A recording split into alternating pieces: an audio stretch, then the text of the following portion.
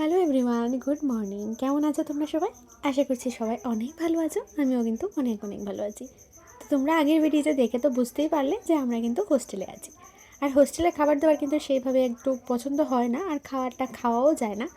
তো সেই ভাবনা ভেবেই কিন্তু আমরা আগে থেকে ফল টল নিয়ে এসেছিলাম। তো সবাই মিলে এগুলো খেয়ে দিয়ে তারপর একটু রেস্ট করেছিলাম। আর এখন ঘড়িতে প্রায় 4টার মতো বাজে। এখন আমরা এক একজন ভাবছি যে আমরা কোথায় যাব। তো কোথায় আর যাব, এখানে একটাই আছে বাজার, সেখানে গিয়ে আমরা টিফিন করি। আর এই পকোড়াগুলো দেখছো তো, এই পকোড়াগুলোকে আমি এত মিস করি সেটা আর বলে বোঝাতে পারবো না। পার পিস ছিল 1 টাকা, আর এত টেস্ট লাগতো এগুলো, আমি এখন অনেক মিস করি। এখন আমরা যাচ্ছি হচ্ছে বাজারের দিকে, ওখানে গিয়ে দেখি আমরা কি খাবার পাই সেটাই খাবো। আর পেটের মধ্যে কিন্তু আমাদের ইঁদুর দৌড়াচ্ছিল।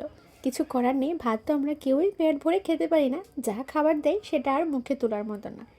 তারপরও একটু তো খেতে হবে, সে কারণে খাওয়ার জন্য খাই আর কি। তো এখন কিন্তু আমরা এসেছি ফুচকা খাওয়ার জন্য। আগের দিন দেখলে আরেকটা দোকানে খেয়েছি, এটা এত টেস্টি ছিল না।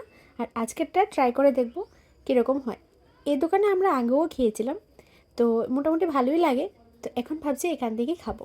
জানো তো, এখানে আসলে খাবার নিয়ে আমরা এত সমস্যায় ভুগি। সকালবেলা ঘুম থেকে উঠে যাই তাড়াতাড়ি, আর এরপর ভাত আসতে আসতে প্রায় 1টার মতো বাজে, 12:30 থেকে 1টার মতো বাজে। আর কোনো কারণে যদি আমরা কিছু হেভি খাবার খেয়ে নিই, এই সময় আর ভাতটাও খাওয়া হয় না। তারপর বিকেলবেলা মোটামুটি ভালোই খিদে লাগে।